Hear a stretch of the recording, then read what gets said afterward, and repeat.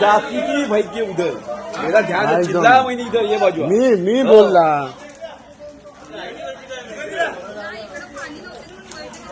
अहो बोलला मगून नाही तर आता तुम्ही काशीला गेलं असतं औषध